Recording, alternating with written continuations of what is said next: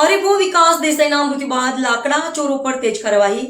મુખ્ય આરોપી ફિલિપ વસાવા હજી પોલીસ પકડથી દૂર.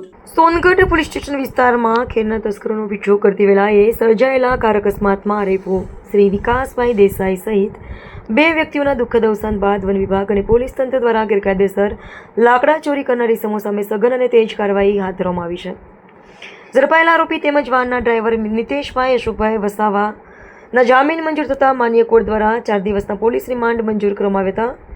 પૂછપરછ દરમિયાન ડ્રાઈવરે જણાવ્યું કે તેને મુખ્ય આરોપી ફિલિપભાઈ રમેશભાઈ વસાવા દ્વારા ડ્રાઈવર તરીકે મોકલવામાં આવ્યો હતો, જે ખેરના લાકડા ભરેલી ગાડી પકડવા જતા આરીફો વિગતિ પામ્યા. તે ગાડીનો મુખ્ય સૂત્રધાર અને ઘટનાની રાત્રે પલ્સર મોટરસાયકલ પર પાયલટિંગ કરનાર ફિલિપ વસાવા હજુ પણ પોલીસ પકડથી દૂર હોય સમગ્ર મામલે અનેક સવાલો ઊભા થઈ રહ્યા છે. રિમાન્ડ દરમિયાન આરોપીઓની પૂછપરછ અને બાતમીના આધારે કરવામાં આવેલી સંયુક્ત તપાસમાં નીચે મુજબની કડક કાર્યવાહી કરવામાં આવી છે.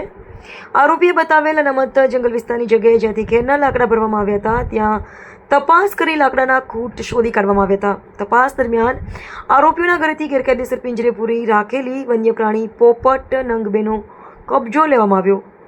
મહારાષ્ટ્રના નવાપુર વિસ્તારમાં તપાસ કરતા સંડોવાયેલા ઇસમ સંદીપભાઈ શંકરભાઈ વળવી ફરાર હોય તેના ઘરમાંથી કટર મશીન, કુવાડી જેવા હથિયારો અને આજુબાજુમાંથી શાક, કેર, મોડા તથા તણચ જેવા ઇમારતી લાકડા મળી આવ્યા. તારીખ 2/8/2024ના રોજ લક્કડકોટ ગામ ખાતે ખેતરમાંથી કેરના ટુકડા નંગ 7 જપ્ત કરવામાં આવ્યા.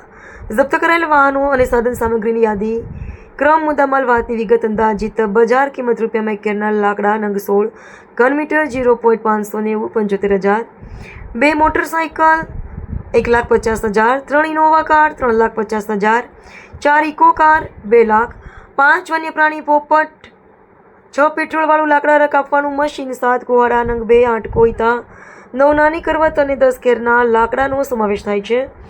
આ ગુનામાં સંડોવાયેલા આરોપી નિતેશભાઈ અશોકભાઈ વસાવાને તારીખ 30/7/2024ના રોજ સોનગઢના પ્રિન્સિપલ સિવિલ જજ અને જ્યુડિશિયલ મેજિસ્ટ્રેટ પ્રથમ શ્રેણીની કોર્ટમાં રજૂ કરી 4 દિવસના રિમાન્ડ મેળવવામાં આવ્યા હતા.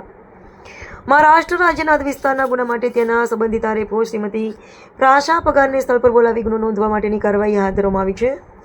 અન્ય ફરાર આરોપીઓ પરેશભાઈ, સુરેશભાઈ ગાવિત અને મુખ્ય સૂત્રધાર ફિલિપ વસાવાને ઝડપી પડવા માટે ઉચ્ચ અધિકારીઓના માર્ગદર્શન હેઠળ પોલીસ અને વન વિભાગની ટીમો દ્વારા ઊંડાણપૂર્વક તપાસ ચાલુ છે. આ સમગ્ર મામલે ભારતીય વન અધિનિયમ 1927 તેમજ વન્ય પ્રાણી સંરક્ષણ અધિનિયમ 1972 હેઠળ કાયદેસરની સખત કાર્યવાહી કરવામાં આવી રહી છે.